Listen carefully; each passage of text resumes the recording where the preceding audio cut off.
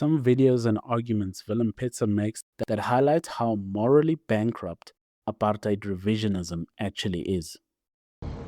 When the land was given to black people in South Africa, the Bantustans, 12% of the surface area was given to them. And here is a map of how it looked, how the composition looked of the land that was given to the black people. If you notice on this map where the land was that was given to the black people, and then you look at the air photo of South Africa, you'll notice that all the land that was given to the black people, or the best agricultural land in the country. He says that land that was given to the black populations for the homelands was the best agricultural land. It does not account for the landscape, percentage of land, overcrowding, and other factors mentioned previously. Not to mention the apartheid oversight over the homeland. Add to that those black groups already lived there. They just had to now live differently, not under their kingdom, but under apartheid restrictions that held them to nothing more than a labor settlement. You must also remember that Willem Petzer saying that those people were given land is already a mess and a mistake. How were they given their own land? They already lived in many of those areas, and black people already lived in many of the areas that they were now restricted to by law. What actually happened is not that they were given land, they already lived there. They already lived here before the white government ever existed or white people ever came here. What actually happened is not them being given land by the homelands. They were restricted to certain portions of land, and their land was actually lessened. First to 7% and then broadened out to 13%. They actually lost land. That's what the apartheid revisionist dismisses or just doesn't want to address when they address the homelands. The homelands were actually the black groupings losing land. Their land actually shrunk. They were actually evicted and dispossessed of lands and forced to live under subjugation on 13% of the land that was strategically run and managed as labor settlement depots, basically. That's what the homeland, the Bantustan, actually was. Willem Petzer says that many black groupings couldn't settle in areas around South Africa where the land wasn't perhaps as friendly and as easy to farm in. This is what Willem says about lands, trying to argue how black tribes could not live in certain terrains in the land, while government minutes about the 1913 Land Act have many references to how black tribes were living in many of those areas for centuries, using their own methods like canals, which they actually did dig wells for, in those areas where large groups of black people were living, the same sort of areas where Willem Petzer wants people to believe that blacks could not survive in. In fact, many times in such minutes, the white witness testifies that the areas are not suitable for white men, meaning the people live so naturally in this sort of tribal way, and they're so acclimatized and suited to the ecosystem, the white man down there may get sick or find it difficult to acclimatize to that place, to live that naturally around that place, because it's not set up in the way that a white farm would be. Because unlike the people who have been living there for centuries, they are not used to that climate. This is a weak argument by Willem, because apartheid revisionism is not about truth. It's about emotionally soothing yourself and mentally justifying. This is not Christian. That's not how Christians behave or handle things, because Christianity prizes truth above all. You must remember that freedom of movement was restricted for the black groupings, the Indian groupings, and the colored groupings. Willem Petzer often doesn't mention this. He does not mention or discuss how this could limit a group's ability to build themselves. This is apartheid revisionism. It's not about truth. Apartheid revisionism has an unsolvable problem and will always be lying to themselves until they can face the facts. This is literally where most of the black peoples are and where they are from. If one is going to spend all their time hating and trying to live an existence without black people in Africa, their sanity has to be questioned. Emotional, damn it! Even their integrity, depending on how they deal with that fact. Why not face it and deal with it for what it is, rather than trying to pretend that history was different and black people can be non-existent on this continent. If you dare, buy us a coffee. The link is in the description.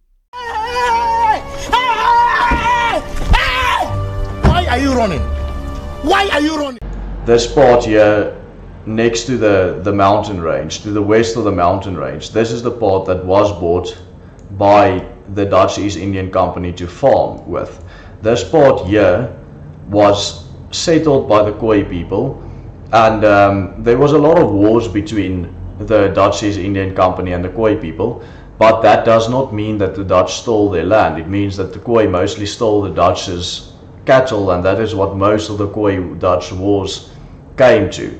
This is just historically untrue and dishonest. Lies, actually. And soon the small outpost began to grow. While the original plan was purely logistical, the success of the settlement sparked ambition. Dutch settlers, known as Boers, a Dutch word meaning farmers, began pushing inland in search of more fertile land for agriculture and livestock. To fuel this expansion and keep the colony running, the VOC turned to slave labor.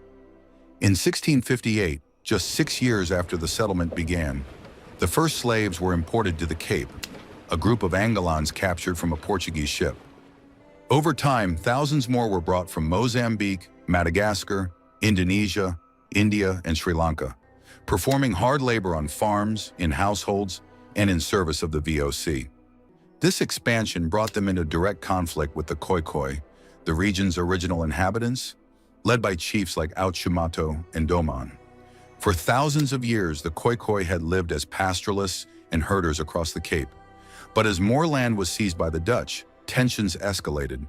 What started as competition over grazing land and water quickly turned into a full-scale conflict. The Khoi-Dutch Wars began in 1659 and continued intermittently into the 1670s, were among the first violent confrontations between European settlers and indigenous African communities. Armed with superior weapons and supported by the VOC, the Dutch settlers gradually displaced the Khoi from their ancestral lands, shattering their traditional way of life. By the 1700s, the Dutch frontier pushed even farther east. This time, they encountered the Xhosa, a powerful and organized Bantu-speaking people who had long lived along the Eastern Cape frontier. What followed was over a century of intermittent warfare, known as the Cape Frontier Wars, a series of 9 major conflicts fought between 1779 and 1879, as both Boer settlers and later the British Empire clashed with the Xhosa over land, cattle, and control. The Europeans viewed Xhosa territory as both fertile farmland and a strategic buffer. The white people did take land. The Boers were even known for kidnapping people and enslaving them. Where do you think colored people came from? The wars were not just about cattle theft. The Boers were taking land, enslaving and seeking riches.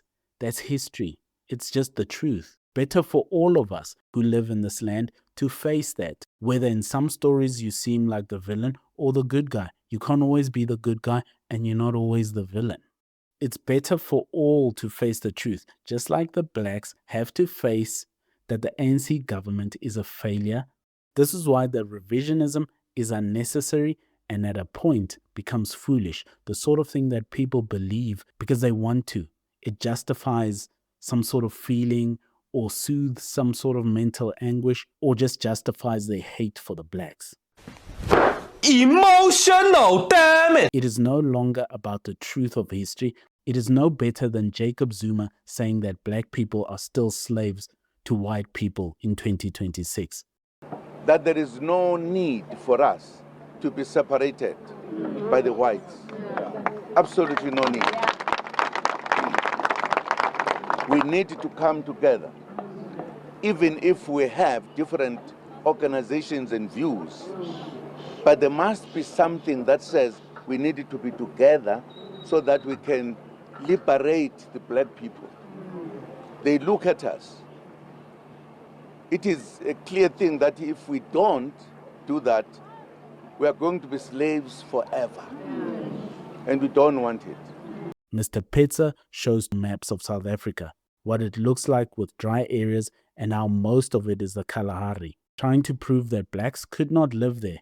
which is misleading because it does not account for the size of the kingdoms, and that this theory that the black tribes had no methods of digging wells, boreholes, and water channels is false. Furthermore, the black people were the people group acclimatized to living in those areas, most of which had lived in those areas for centuries already.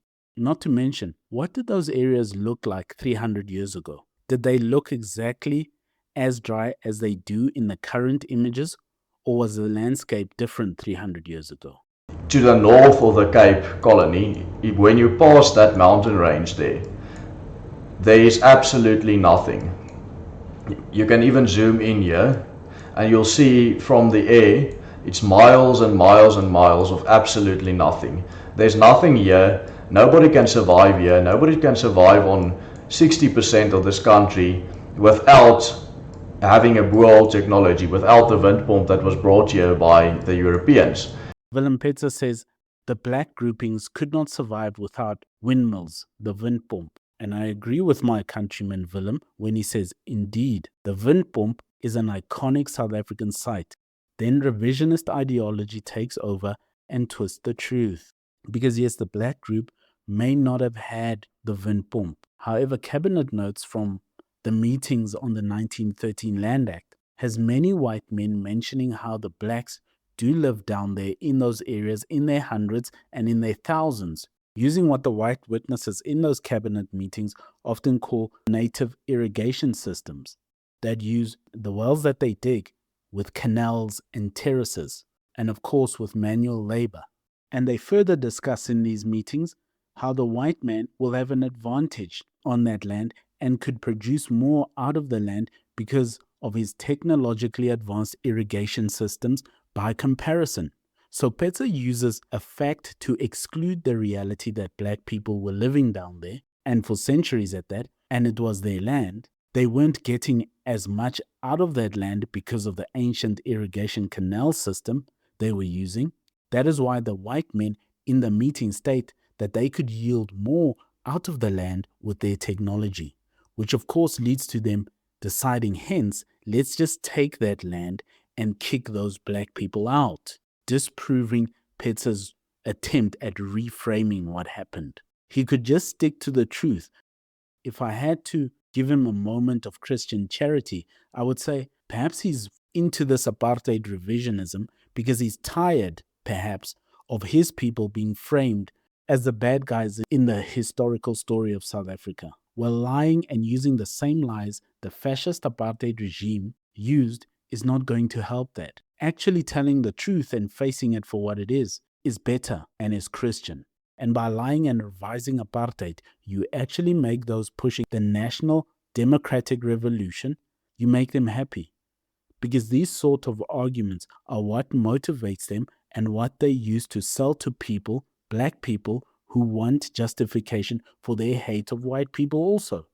Because then they say, well, these people are lying about history and hanging on to apartheid, and they want this thing, and they want to bring it back, and they believe in it, and they see nothing wrong with it. Just like those who buy Willem Petzer's lies are seeking justification to hate black people and say, well, look at what they've done to the country, and they probably deserved apartheid.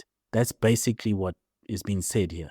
Both groups, the tripartite white-hating people and the Willem Petzer apartheid revision black-hating types, both groups help in pushing the national democratic revolution. They help it to win because the national democratic revolution needs the division and the separation of the countrymen, of the people groups in South Africa. Well done, Willem. You're a very good socialist in this regard. Some would say a good national socialist, which is exactly what apartheid was, not Christian.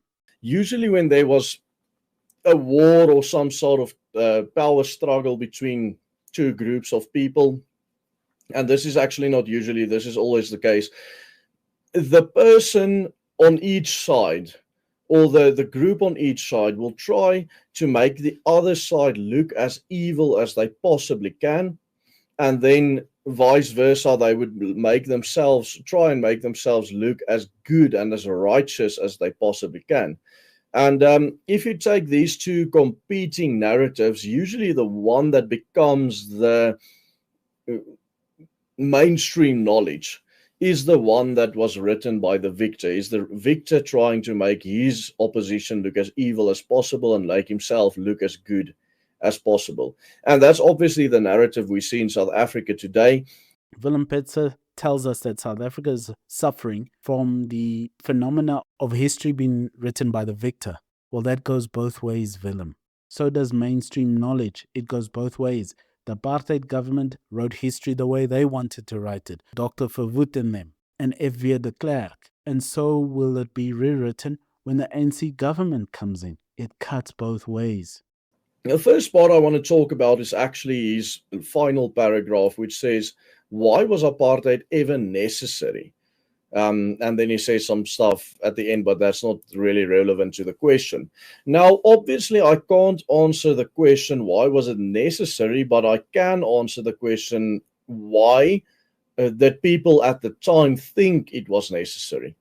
Because I don't think it was necessary, but Willem often says that he doesn't think that apartheid was necessary. There we agree. Sadly, though, Mr. Petzer spends a lot of time defending apartheid. For someone who doesn't think it is necessary, why spend so much time in its defense? I don't like the Blue Bulls, hence I don't spend all my time saying how wonderful they are. Go Lions. If I were to give Willem some Christian charity, extend an olive branch, and Fatahanda, I would say maybe Willem feels that apartheid is so closely associated with the Afrikaner that it is all that people in a broad world sense know and understand about the Afrikaner. And he feels that that's unfair. And for that, as a Christian, I could have sympathy, because that is definitely not all the Afrikaner is. If you know Afrikaans people a little bit, you will know that the Afrikaner is not just that. They are also very devout people, intelligent people, some of them. They are men of the land that love the land and being on the land and hunting and tracking and things of this nature and braaiing. And they are also fun people. They are also some of the most hospitable and good people you will ever have a chance to meet in your life. The entire history on the southern tip of Africa does not need to be reduced to just apartheid, and for that I could have sympathy. Which then begs the question, why spend so much time defending apartheid? Because by doing that, you yourself associate your own people with it. Why not say it was a mistake and reject it? Not wanting to call apartheid a crime against humanity is reframing it as a benevolent and misunderstood system of separate development. Or to borrow a phrase, our policy is one which is called by an Afrikaans word apartheid. And I'm afraid that has been misunderstood so often. It could just as easily, and perhaps much better, be described as a policy of good neighborliness. Of good neighborliness. That is a mistake, because by doing that, you actually associate your people with it, because you're defending it now. You're doubling down on it. You are calling evil good and good evil. There is no need to defend it. Call it what it was and face the reality. When the Brits took over mines from the Boers, it was wrong. Why then do you downplay when the Boers took over land from the black people and try to act like that's not wrong? When it happened to the Boers, it's wrong. When the Boers do it to someone else, it's not wrong. That's not Christian. Willem, a Bantustan is just a really big concentration camp, Sian. As these people started moving into the cities at that stage were not segregated. It was actually quite a anomaly worldwide to have cities that were not segregated in the early 20th century. And this meant that all of the black people that were moving in from their homelands, as well as the Boer farmers that were moving in there to find some jobs in the cities, were basically living informally amongst one another. And the people at that stage, especially the Afrikaners or the descendants of the Boer people, and even the Boer people who fought in the wars, came into the city, and it was something entirely new to them. They were used to living on a farm where everything was safe, where they had their own space, and now suddenly they are living like sardines amongst all these different races of people, or all these ethnicities, or all these peoples that they didn't know and that they never actually had much contact with. The first thing that was their grievance living in these unsegregated cities during the 1920s was crime. They specifically petitioned the then government of Jan Smuts and said, we need to do something about the crime problem in our areas. They came from the Boer republics, which had a virtually non-existent crime rate, into these unsegregated cities, and suddenly they were facing huge swaths of crime. And they started petitioning Jan Smuts and said, we need to do something about the crime problem in the cities that our people are living amongst. Obviously, Jan Smuts didn't really do much about it. He mentions unsegregated cities. Why can Willem never see it from the other side? This is the problem with the apartheid revisionists. Black people were also displaced by the war. They were also living among people they did not know, even among different black tribes, because many of these people had not much interaction with the Boers, or Pedis with the Zulus, or Xhosas with the Tswanas, and so on and so on.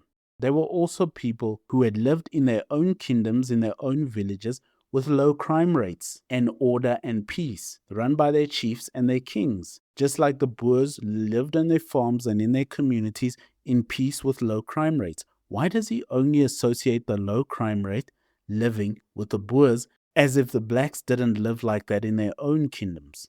Perhaps he hasn't studied that part of it. He's good on the Afrikaner history, but he doesn't look at the broader South African history because he's revising here. He's not looking at the truth. When you live with your own people like that, history tells us, there's no hiding from it, brings more peace and a high trust society.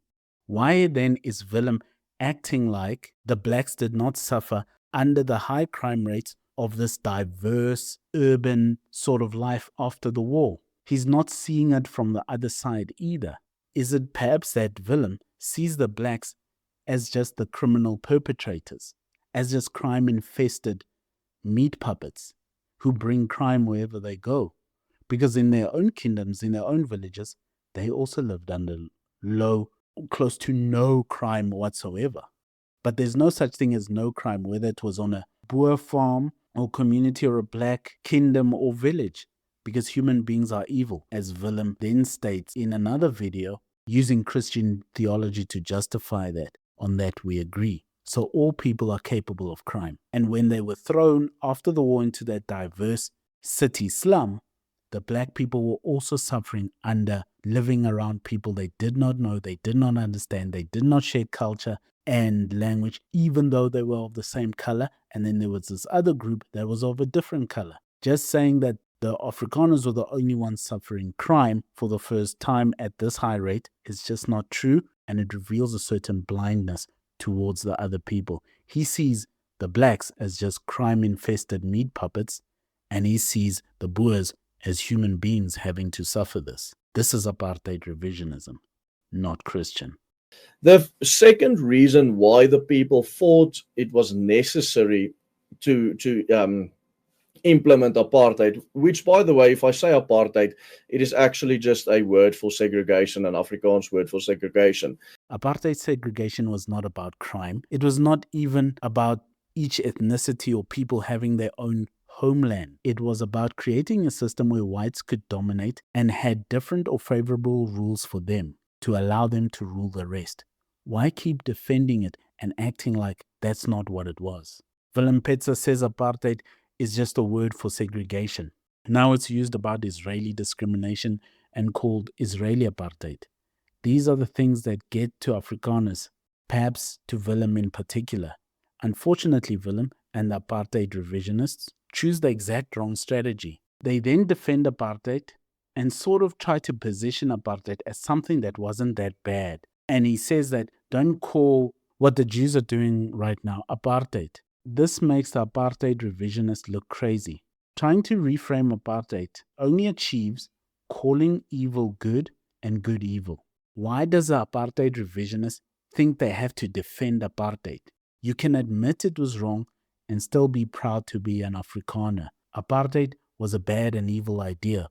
All groups have had and practiced bad and evil ideas. People respect those who admit it and change, not those who double down on evil. That's nonsensical. That's evil. The main argument was actually that if they do not pass this Land Act, because remember, the Land Act didn't prohibit black people from buying land in white areas only. It also prevented other people or white people or Indian people, colored people, etc., from buying land in black areas. Now, the reason why Jan Smuts actually argued for this law that he later promulgated was, in the first place, because he said he didn't want the complete takeover of the black areas or the Bantustans by white individuals who had all the money at that time. Because he said that white individuals had the funds to basically buy up all of this land. And then there would be absolutely nothing left for black people. And black people, especially the tribal chiefs, were more than willing to let their land go for a very low price. And he didn't want that to happen. This was the main argument. And this is not my opinion. This is what Jan Smuts actually wrote when he passed this law. Willem wants us to believe that homelands protected people. He does not mention that people were clean pushed off their land, including kings and chiefs, and their lands actually shrunk. It's not like they got more land out of the homelands. Their lands were actually shrunk. And he says they were given land. How can you be given land that's already yours? Why act like apartheid was trying to protect black groups, instead of its true intent to keep them passive and happy enough in the Bantustans far away from white areas, while using the army and the police with the help of government-appointed Bantustan leaders to subdue and control the mass of black people, to ensure there was no revolt. That say this sort of stuff, because usually when you have people that are so obsessed with apartheid today, it's usually young black people who never lived during apartheid. Willem Petzer says older people, black, colored, and Indian, are not obsessed with apartheid, that only the young speak about it, while they were never even affected by it. This is mean-spirited and not true. However, if we were to grant it for the sake of the conversation, you will find that the older black people may not speak about apartheid and what went on then because of the memories and the pain it brings up, not because they have moved past it somehow. That is like saying the Boers should move past and forget about the British concentration camps their forefathers were thrown in. The Boers have not forgotten the war and the camps and their lands being burnt, and that was over 100 years ago. Where young blacks and young whites go wrong on apartheid is this. Young whites downplay it a lot, and see a man like Herman Mashaba bring up apartheid and think he should just get over it and move on. They suffer from a presentism where all that matters is the present. This is also why many of them turn to apartheid revisionism. It's ignorant and shallow thinking. The black young people make a mistake by trying to fight the battles of yesterday that have already been won by some youngster with a dustbin lid and some stones. The young blacks need to focus on building, not empty socialist rhetoric, also ignorant and shallow thinking. If you dare, buy us a coffee. The link is in the description. Why are you running? Why are you running? And before he became Prime Minister, Mr. Verwoerd, or actually Dr. Verwoerd, was the Minister of Native Affairs in South Africa. And he held this job for most of his political career before becoming Prime Minister of South Africa. And Mr. Verwoerd was actually criticized during that time by his peers almost as much as he's criticized today, but for the complete opposite reason. Mr. Albert Hertzog, the son of, or actually he was also Dr. Albert Hertzog, the son of General Barry Hertzog, was a huge opponent of Mr. Verwoerd, and his main argument against Dr. Verwoerd, sorry, I'm saying Mr. the whole time, Dr. Verwoerd, was that he said that Verwoerd was taking white people's money and giving it to black people for no reason whatsoever, and he argued that white taxpayers' money should be spent only on the development of white taxpayer-funded schools, hospitals, for example. Obviously, Dr. Verwoerd. The tax debate with Verwoerd, as if Verwoerd was a kind man trying to lift blacks up. Bantu education was a systemized tool of propaganda, control, and labor development. He was using the white people's money to keep the peace and educate the black people just enough to keep them as a permanent labor class. Herzog was actually the short-sighted one here, as far as the apartheid doctrine of Verwoerd was concerned. What Verwoerd saw was the future. Herzog just saw their tax money going to the blacks. Bantu education was an apartheid weapon to limit blacks, not to help them. The ANC caused the education system to fail on purpose. What the ANC does differently is that they collapse the education system. It's being done on purpose because they're also using it as a weapon. They closed TVET colleges so that people did not have the skills to do for themselves and build, so that they could be grant beneficiaries. The same reason they cannot read and are taught maths lit and not just maths on a standard grade or a higher grade. The ANC creating permanent grant beneficiaries. Defending apartheid is the same as defending the corrupt and failed apartheid regime, because the apartheid regime was entirely corrupt as well. The whole system was corrupt. That's what apartheid actually was. It wasn't pockets of corruption. It was that their whole system was built on it. It was fundamentally flawed as an idea, as a way of working, and as a system. They just made sure to keep one segment of society fed enough and happy enough to maintain the unmaintainable system, so that they could tell themselves the lie that they didn't know about it because the government hid it from them. They weren't hiding anything. Apartheid was the most in-your-face, blatant system on earth. It was efficient, it was brutal, and it was straightforward. The white people who say, well, they grew up under apartheid, but they didn't know about it, are just as bad a liar as someone who looks at apartheid now and tries to reframe it as something good. Because all you would have to do is switch it around. What if the black people were in the position of the whites and the whites were in the position of the blacks? Is it a good thing now? If the fascist apartheid regime wanted to educate blacks and help them, they could have just done that. There was no need for a two-tiered, future labor determining schooling system to keep some people as the permanent underclass. That's such a nationalist socialist thing to do, because that's what apartheid was. To the north of the Cape Colony, when you pass that mountain range there is absolutely nothing. You can even zoom in here and you'll see from the air it's miles and miles and miles of absolutely nothing. There's nothing here. Nobody can survive here. Nobody can survive on 60% of this country without having a boreal technology, without the wind pump that was brought here by the Europeans. The claim that Bantu-speaking people in southern Africa could not dig wells before the arrival of white settlers is historically and archaeologically false. While the style of wells differed from the industrial brick-lined and the wind-operated wells brought by Europeans, indigenous southern Africans had sophisticated methods of accessing groundwater and managing water resources for centuries. They had the technical ability, and we see this evidence even in mining. The argument that Bantu tribes could not dig deep into the earth is contradicted by the extensive pre-colonial mining industry. And some of those mines that the Brits took from the Boers actually belonged to the blacks first. But we'll leave that for now. Iron Age Bantu-speaking communities in South Africa, such as the ancestors of the Sotho and the Tswana and the Venda, were expert miners of copper, tin and iron. Archaeological sites in the Limpopo province show pre-colonial mines where workers dug shafts and narrow trenches over 20 meters deep. They used iron gads, chisels, and hoes to break through rock. Technically, if the society has the engineering skills to sink a 20-meter shaft for copper or gold, they possess the exact same skills required to sink a shaft for water. More specifically, there is a clear evidence of different types of wells used across southern Africa. The shallow wells, also known as a dambo.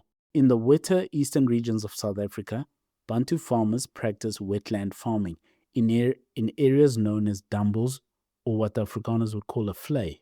They dug shallow wells to irrigate vegetable gardens, a practice that predates European contact and continued well into the 20th century.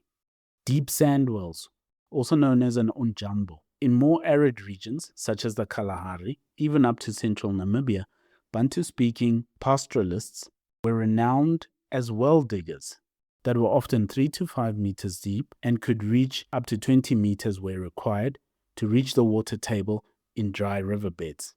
Though located further north in Kenya and Ethiopia, the Barora, a pastoralist group, have used tula wells, land-excavated shafts with subterranean walkways, for over 600 years.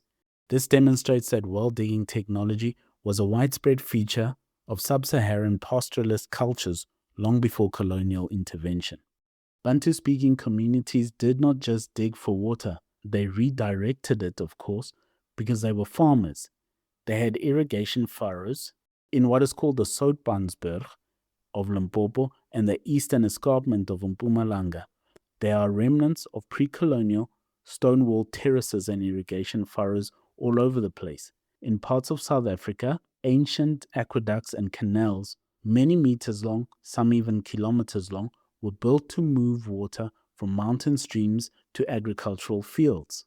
And the apartheid revisionist is falling into this old misconception, that's been pushed for centuries at this point. The myth that the Bantu people did not dig wells often stems from a narrow definition of a well, permanent versus seasonal. In many parts of South Africa, Bantu settlements were strategically located near permanent rivers or springs, making deep wells unnecessary. When they did dig, it was often sand wells in dry riverbeds that could naturally collapse during the rainy season, leaving little archaeological footprint compared to the stone-lined European well. During the 19th and 20th centuries, colonial historians often downplayed indigenous technology to justify the civilizing mission, or the terra nullius, which is the empty land myth, by claiming indigenous people didn't know how to access groundwater. It made the land appear unproductive until white settlers arrived. The archaeological record of deep shaft mining and the historical record of sand wells and irrigation canals and other types of wells prove that Bantu-speaking tribes both could and did manage groundwater effectively long before 1652. The claim that Bantu-speaking people didn't dig wells or were given the best land are common tropes that originated during the colonial and apartheid eras to justify land dispossession, to justify taking the land of black tribes. These myths, many believe, stem from a 19th century doctrine called the empty land myth, first published by W.A. Holden in the 1860s. Now, it's often attributed to him, but that's a little unfair. It's not completely attributable to him. It may have existed in many forms from many different people before and during his time as well. Sounds something like this. Bantu tribes and white settlers arrived in South Africa at the same time. The 1652 versus 1652 myth. Then they often follow up with something like the interior of the country was empty when the Boers moved inland, ignoring the displacement caused by the Mfakani. They then would say something like indigenous people lacked the civilized technology like wells or windpumps to claim ownership of the land, and thus justifying taking the land. Archaeology has proven all these 3 points false. Bantu-speaking farmers were established in the Limpopo region by 500 AD and in the KwaZulu-Natal region by 300 AD, well over 1,000 years before the first Dutch ship arrived in the Cape. Please note that when you hear the claim that there is no record of something, it often refers to a lack of written records by the indigenous people themselves. However, the archaeological record, the physical stuff left in the ground, tells a very different and much more advanced story of African engineering and the truth about the land. White South Africans ended apartheid actively by going out to vote and voting to end apartheid. As former President F.W. de Klerk was in the process of making changes that would irreversibly change this country and the fate of South Africa forever, white South Africans were given the opportunity to vote on his reforms aimed at ending apartheid and inaugurating a new multicultural or multiracial and democratic dispensation. And so, on the 17th of March 1902, South Africans went to the polls to vote in the last referendum to be held in this country's history. They were to vote either yes or no to the following question: Do you support the continuation of the reform process which the state president began on 2 February 1990 and which is aimed at a new constitution through negotiation? The results were telling. Just under 70% of voters, an overwhelming majority, said yes, whereas just over 30% said no. The apartheid revisionist also likes to talk about the referendum, as Willem Petzer did in one of his videos. This is another mistake to try and take the referendum and reframe it. The calling apartheid good tactic to justify feelings of disdain for people of another color is reframing the referendum that took place on the 17th of March 1992. To understand the 1992 whites-only referendum, you have to look past the official narrative of a sudden moral awakening. While the government framed it as a choice for peace, it was actually a high-stakes political gamble designed to solve a very specific set of crises. And I'm prepared to say there was no conversion in de Klerk's case. I mean, all the Damascus experience and things like that, I don't think that was the case. I think what happened is that in the middle of the 80s, and towards 88 especially, the state of the economy, this economy was in a mess. It's still in a mess. That message got through to the politicians. He called in business leaders to tell him about the economy, what they thought was important. And what they said was that if sanctions go on, there ain't going to be no economy in a year or so. He then went to visit foreign heads of state to ask about the sanctions, whether they could do anything. And they said that they couldn't do anything further. In fact, they couldn't go on holding sanctions where they were unless he demolished apartheid. First, the immediate catalyst, the Potchefstroom problem. By early 1992, F.V. de Klerk was in trouble. He had unbanned the ANC and released Nelson Mandela in 1990, but the white electorate was fracturing.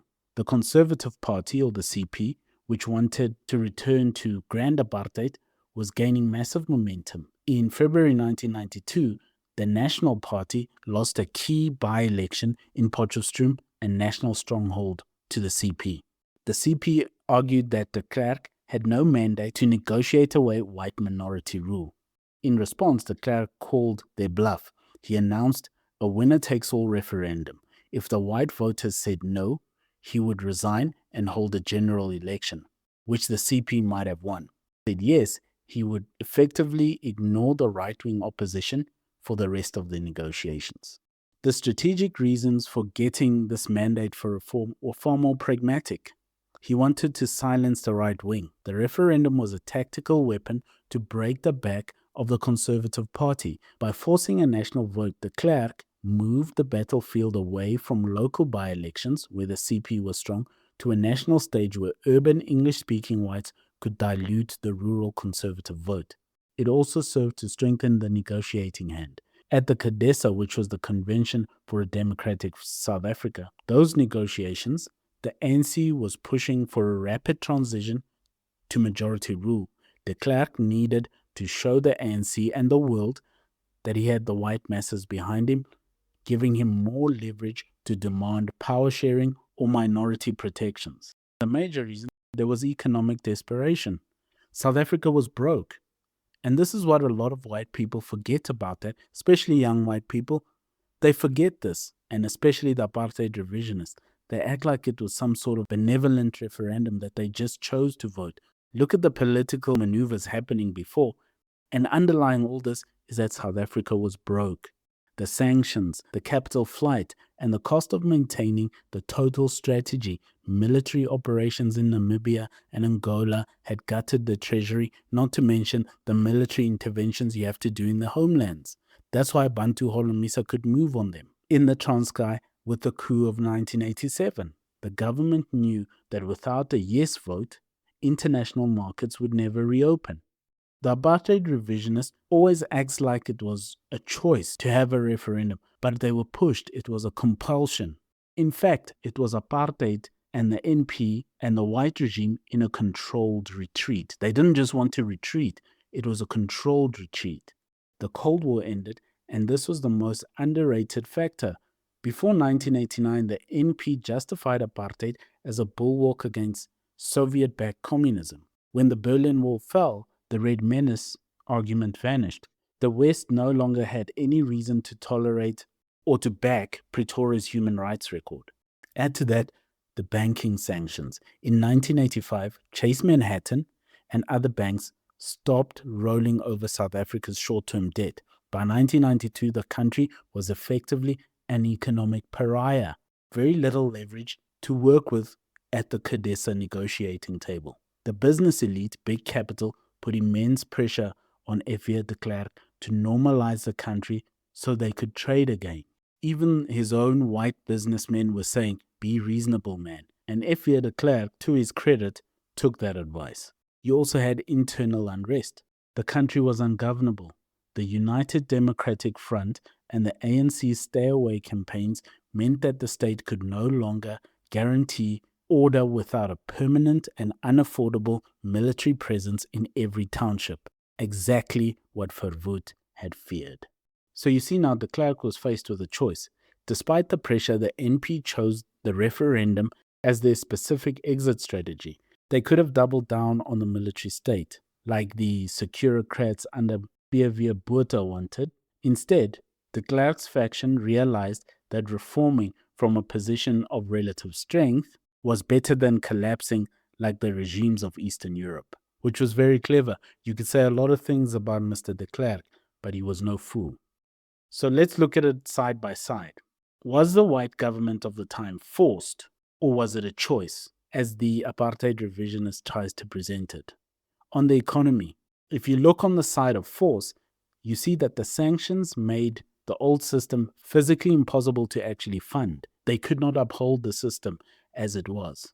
It was failing, and it already had failed, actually. If you look at it as a choice, how you would revise that and try to reframe that is that you would say they chose to pivot towards a neoliberal globalist economy.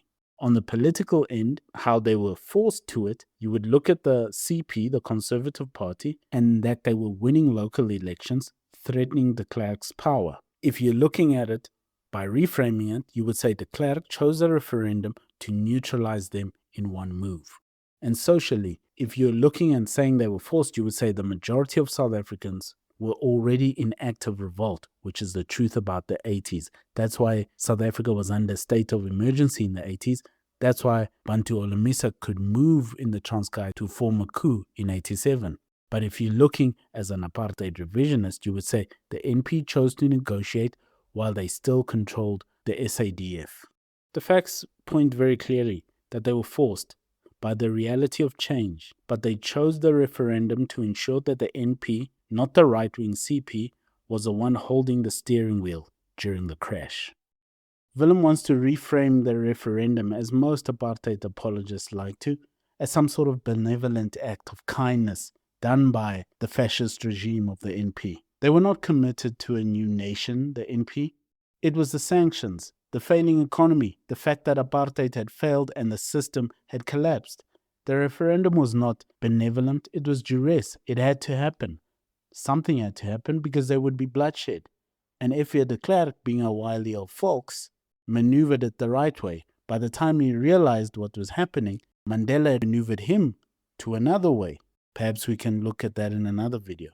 In the March 1992 referendum, white South Africans then made their choice and overwhelmingly voted for the continuation of the process that de Klerk was in the middle of. Importantly, not even the No campaign advocated for a return to apartheid at the time. This is something that many people do not understand. But merely a different dispensation than a unitary multiracial state in which white people would be reduced to a small minority without any political power. So why did the majority of white South Africans vote yes? The answer lies in the classical liberal worldview, which had prevailed at the time not only in South Africa, but in the world around it. It is characterized in the belief in the inherent goodness of all humanity and the idea that all people, not merely as individuals, but also as groups, would eventually reach a full equality if given the chance. This is interestingly the complete opposite worldview of what the West had believed in for most of its history, especially since the start of Christendom, because the Christian religion and the Bible teaches us the opposite, that all men are inherently evil, and that is why they are in need of a savior. Liberalism turns the idea of Christianity on its head and says no, all people are inherently good by themselves. In South Africa's case, the classical liberal hope for a peaceful and constructive political transition was at least in part rooted in the memory of how the Afrikaner people came to power in this country in the first place. You see, prior to 1948, the government of South Africa was very much British and pro-colonialism, viewing South Africa essentially as a part of the empire under the British Crown. When Afrikaner nationalists came to power, however, they did not attempt to eradicate everything British, nor did they ever call for people of British descent to be discriminated against in any way by the state. In fact, they continue to recognize the English as an official people here in South Africa with an official language, and even when South Africa became a republic in 1961, the government under Verwoerd initially attempted to remain part of the British Commonwealth. In fact, to go further, the Afrikaner tolerance towards its British cultural legacy in South Africa was so strong that the National Party, despite ruling for over 50 years, never changed one single place name or neighborhood or street name or town name named after their most vicious historical enemies. What is Willem actually trying to say here? He says that people would have reached full equality. What exactly does that mean? What does that mean? People reaching full equality. What does he mean by that? Not what we as the viewers think, but what does he mean by it? Is he trying to say that not all people are made in the image of God? Is he trying to say that not all people can live in good communities? What is he actually saying? He also mentions that they never tried to change the street names. What do you mean the apartheid government didn't change street names? They changed everything. Yes, they didn't change street names. They just changed everything. They took away entire kingdoms, wiped them out, places, and just renamed everything. The apartheid revisionist is not working on common sense and logic here. They're not thinking about it. It's emotionalism. There's even a story of the clerk that he brought on the referendum because he thought actually if it came down to a vote, even the new enfranchised vote where black people would be included, he thought that black people would vote for him. There's even that story where he thought they might actually vote for him and vote him in and he could keep power. That's actually part of why he did the referendum, because he thought after the negotiation, when we go to elections, which the NP contested in 94, he could also still keep power, that many blacks would vote for him. He was incorrect. The referendum was not a benevolent move by a benevolent apartheid system. It was a political choice because the apartheid system had failed. Willem sort of alludes to the fact that Boers are under threat in this country and could be killed. If you look at the demographics, if the Boers were going to be killed in South Africa, it could have happened a long time ago. And can I tell you, if you look at the numbers, especially in the 90s, even now, it would take about an hour. And most people in this country would not even realize it was happening. They would see it on the internet. So there is no plot to murder white people and to terminate Boers in this country by the black population of South Africa. Willem tries to posit that the referendum was the actual problem. The referendum was a good solution from a guy whose back was against the wall, from a country whose economy and political ideology had collapsed. It was actually stemming the tide against bloodshed. Instead of exposing one's own children to bloodshed and mayhem, which is exactly what would have happened, Willem and the other apartheid revisionists want to frame the referendum as the problem. That is missing the forest for the trees. It was the referendum that was the problem, not Christian. I think Willem Petzer has to face a fact here. He lives in Africa, so he has to decide once and for all. Willem Petzer, are these other people who don't look like you, who don't praat your taal in this country, are they your countrymen or are they not? And whatever that answer is, the consequences of that will be felt. That's the question that's going to decide what the future looks like for this country. The historical revisionism, specifically concerning South African history and the era of apartheid, uses a framework of history by the victor. A recurring theme on the Willem Petzer channel is the assertion that the current understanding of South African history is dominated by the victor's narrative, the ANC and its allies. The content posits itself as an objective look at the internal logic and historical pressures that led to the implementation of separate development. Sadly, this is just cope. It's not fitting for any honest and devout Christian man. Thank you for listening. If you dare, buy us a coffee. The link is in the description. Why are you running? Why are you running?